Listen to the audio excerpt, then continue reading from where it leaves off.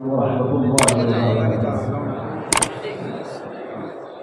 الحمد لله وحده والصلاة والسلام على من لا نبي بعده. أما بعد، فأعوذ بالله من الشيطان الرجيم. بسم الله الرحمن الرحيم.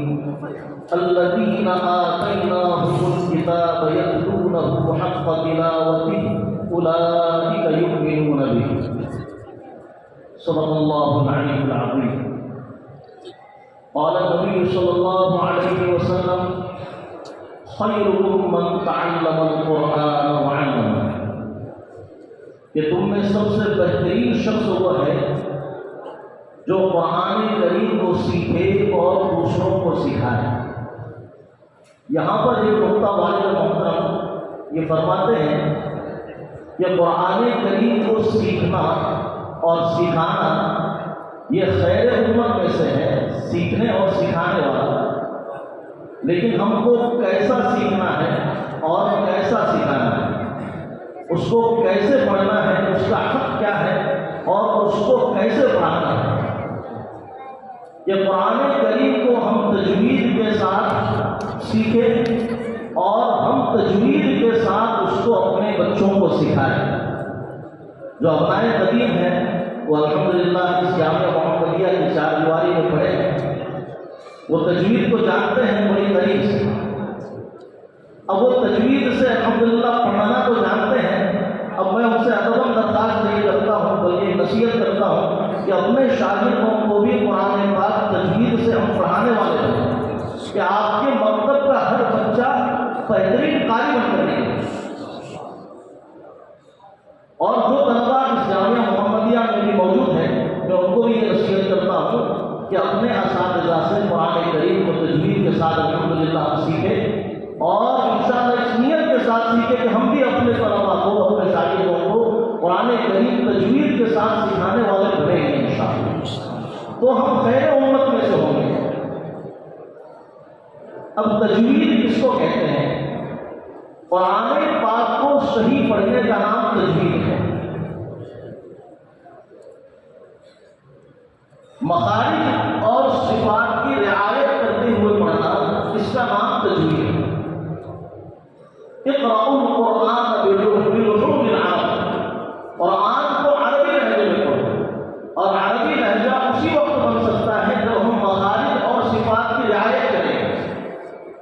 اسی طریقے سے میں ان طلبا کو بھی جو ہے نا جو رہا ہوں، جو طلبا کی آواز اچھی ہے لیکن وہ تجوید کے میدان میں آگے نہیں بڑھتے ہیں، میں ان کو یہ کہتا ہوں کہ زیّنوا القرآن بأصواتکم. قرآن کریم کو اچھی آواز سے اچھے لہجے میں پڑھو.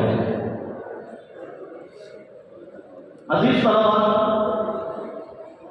ہمارے والد محترم سے ہم نے یہ بات سنی ہے کہ تجوید میں بنیادی دو باتیں ہوتی ہیں.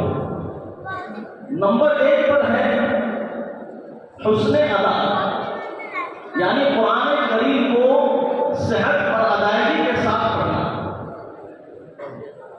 یہ بندے کے اختیار میں ہے، یہ ہمارے اختیار میں ہے. حسن ادا ہم مشق کے ذریعے سے اپنے قرآن کو صحیح کر سکتے ہیں.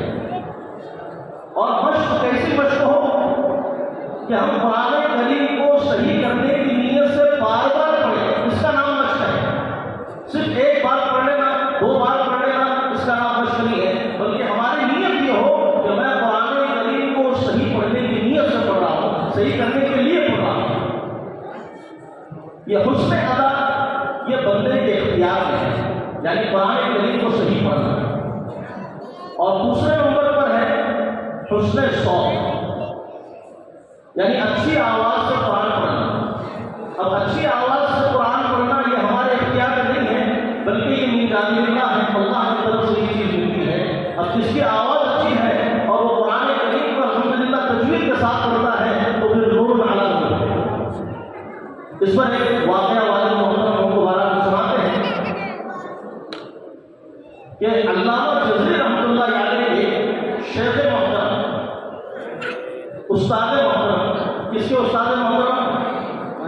آپ میرے ساتھ بولیے. علامہ جزری رحمۃ اللہ علیہ کے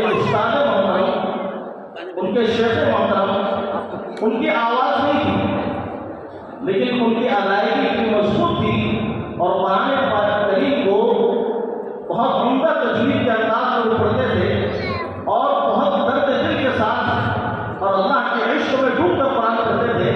ایک مرتبہ حضرت جو ہے فجر کی نماز پڑھا رہے تھے تو نماز کے دوران یہ آیت آئی وَتَفَقَّدَ الطَّيْرَ فَقَالَ مَا لِيَ لَا أَرَى الْهُدْهُدَ أَمْ كَانَ مِنَ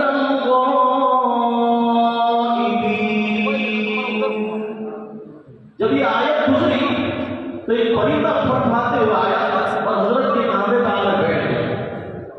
چنانچہ جب نماز مکمل ہوئی، سلام پھیرا گیا تو لوگوں نے دیکھا کہ وہ پرندہ کوئی اور نہیں، وہ ہدہد ہی پرندہ تھا جو حضرت کے کندھے پر آ کر بیٹھ گیا تھا۔ چنانچہ اللہ ہم کو بھی ایسا قرآن پڑھنے کی ہم سب کو توفیق عطا فرمائے، وہ درد دل کے ساتھ ہم کو بھی قرآن کریم کو پڑھنے کی توفیق عطا فرمائے۔ بچوں، ایک چھوٹی سی نصیحت میں آپ کو کرتا ہوں کہ دیکھیے ہماری زندگی میں علم اور عمل تو ہے، ہمارے علم اور عمل کا پرندہ ایک ڈالی پر بیٹھا ہوا ہے اور اخلاص و عمل کی ڈالی اس سے تھوڑا سا قریب ہے۔ بچوں، ہمارے علم اور ہمارے عمل میں اخلاص بنیاد ہے۔ جہاں اخلاص ہوتا ہے وہاں اخلاص نہیں ہوتا، اس لیے اپنے علم میں اور اپنے عمل میں اخلاص کو پیدا کیجیے۔ ایک شعر کے ساتھ میں اپنی تقریر کو ختم کرتا ہوں کہ ذرا سا فاصلہ ہے اس ڈالی سے اس ڈالی کا، ذرا سا فاصلہ ہے اس ڈالی سے اس ڈالی کا، اتنا اڑنے کے لیے پر